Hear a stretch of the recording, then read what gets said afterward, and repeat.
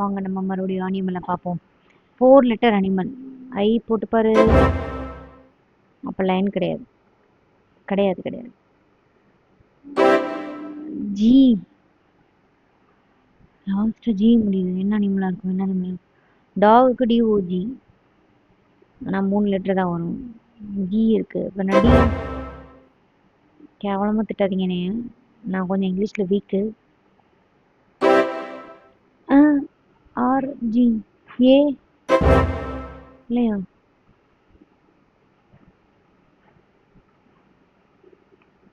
என்னடா இருக்கும்?